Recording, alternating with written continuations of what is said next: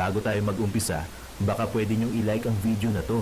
Malaking bagay ang like sa aming mga content creators. Maraming salamat po. Ito, tinatanong niya po, hindi po siya nagsabi nun, na tinatanong niya po dito sa kausap niyang si Barbers. Stream ng is yung on the other end nga of the spectrum, kung ito nirereklamo niyo yung mga bumabati ko sa inyo, meron naman na ang majority naman 61% approve of what you're doing. Let me be clear, Ali, no? Hindi kami nagrereklamo sa bumabati ko sa amin. We, Ang nirereklamo po namin, parang hindi ako naniniwala. Naniniwala ba kayo mga kababayan na ang nirereklamo nila hindi daw yung mga bumabatikos?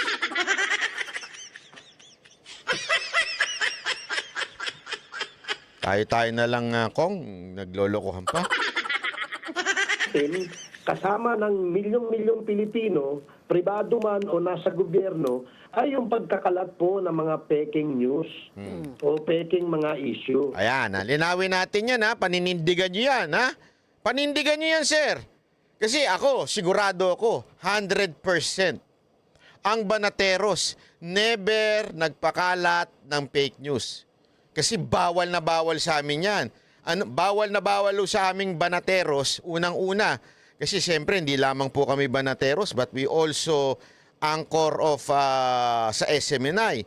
So, alam mo yon, yung image na yon, pinananatili naming totoong balita lang ang aming binabalita at nire-reactionan lang namin yung mismo mga balita.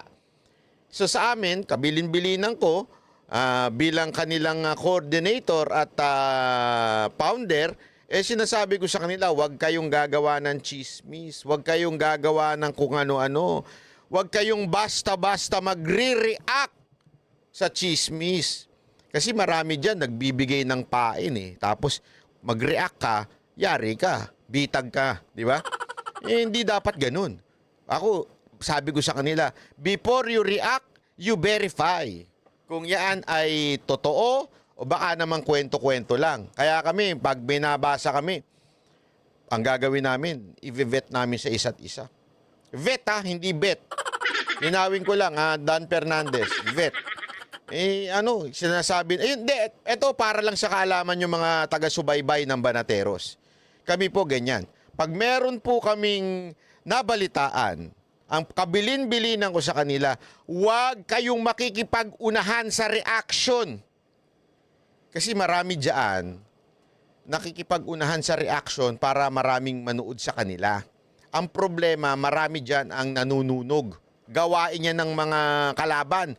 Yung manunog, magpapain ng fake news. Pag nag-react ka, patay ka, ngayon fake news ka. Di ba? Sabi ko sa kanila, it's better to verify it at malate na kayo mag-react, pero at least naandoon yung integrity na ang nire-reactionan nyo lang ay totoong balita. Yun lang.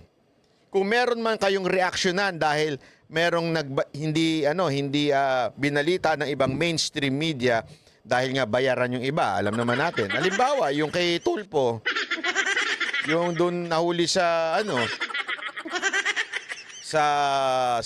tawag dito sa bus lane. Kami meron daw kaming paraan para anuhin ang fake news. Paano po? Itatanong namin ngayon sa aming opisina sa SMNI.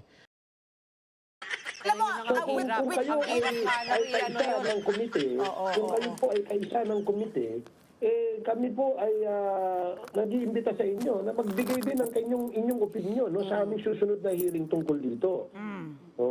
Bigyan Alam nyo niyo kami pala, ng guidelines, bigyan nyo kami ng ideya kung paano natin magkakaroon ng disiplina para pare-parehas po tayo makinabang. Hindi nyo trabaho yun na disiplinahin ng mga tao.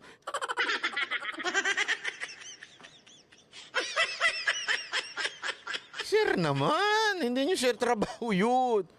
Yung kayo lang o kami lang. Wala akong ganun. Ito ay para sa bansa. Sana makadalo kayo sa aming pagdinig ng Maganda ito tingnan nyo kung paano binara.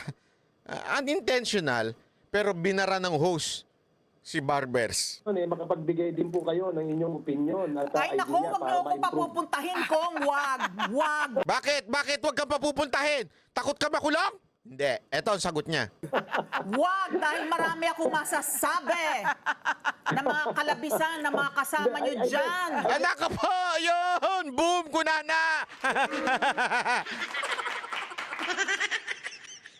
Ano daw? Grabe. Ito, banateras to si Madam. Harap-harapan. Binara si Barbers. Huwag mo akong papuntahin dyan. Marami akong masasabi sa mga kasamahan mo. Oh, ulitin natin. Inyong opinion at Ay nako, wag niyo ako papupuntahin kong wag. Wag, dahil marami akong masasabi na mga kalabisan na mga kasama nyo dyan. Nako, yung mga kalabisan daw, mga pang-aabuso, pambabastos, mga disrespect ng mga kasamahan mo. Hoy! Saludo ko kay Banateras. Banateras to si Madam eh. Hindi pa ako nakakapag-umpisa kong. Oh. Dahil aminado naman kayo, kalabisan din yung ginagawa ng ibang kasama nyo dyan. Hanga ko sa'yo, Madam. Huwag niyo na ako umpisahan. Kalabisan ng ginagawa niyo dyan. Ay! Ha? Ha? Gago! Saludo ko sa'yo, Madam. Yan ang mga sagutan. Huwag mo na ako papuntahin yan. Maaaway ko lang yung mga congressman. Kalabisan. Oh. Oh. Tameme. Tameme. Tameme. I'll guarantee you na dahil ito po ay isang pagtalakay ng issue na may national importance at para po sa atin to at para po sa ating bayan, kailangan namin ng mga opinion mula po sa mga experts kagaya ninyo. No? Pagdating sa journalism, pagdating sa experience, kailangan po natin yan. Dahil kami po, hanggang paggawa lang ho kami ng batas, kami po ay dapat giyahan o gabayan nitong mga expert dito sa industriya nito. Oo. Simple-simple lang kung in much the same way as, we would want people to respect us, ganun din sana yung ginagawad nating respeto. Ha! Akala ko titigil na si Madam eh. Oo nga, tama ka dyan, Kong. Oo. Pero as much as, di ba, na you want us to respect you, respect us.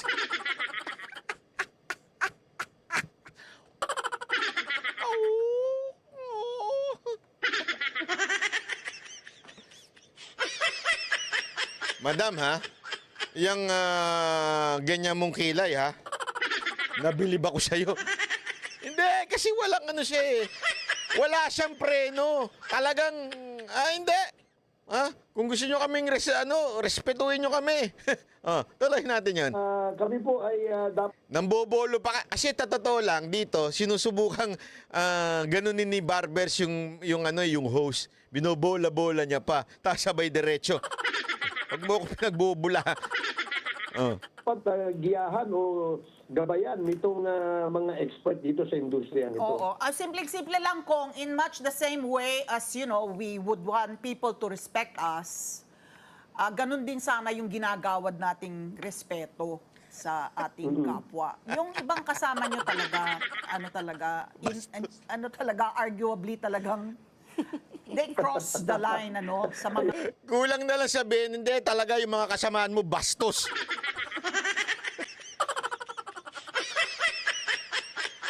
Grabe. Alam mo, pati yung kasama niyang host, natawa na eh. Bakit? Kasi talagang ang lakas ng loob ni Madam eh. Gawad nating respeto sa ating kapwa. Yung ibang kasama nyo talaga,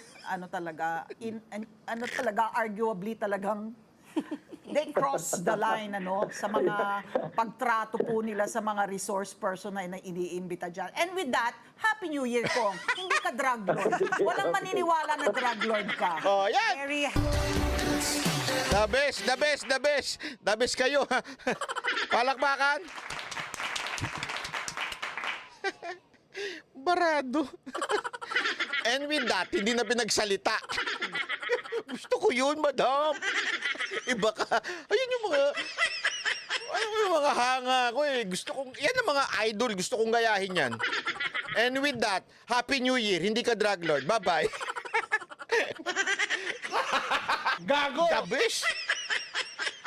Ano mga, may bago na akong idol ha. Pasensya ka na, Ted Pailon.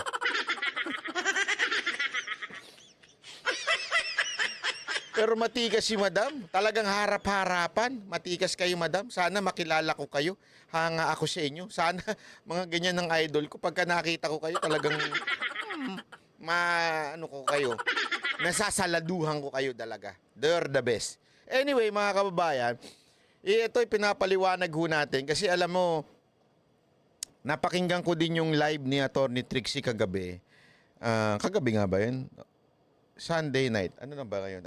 Basta. Kagabi.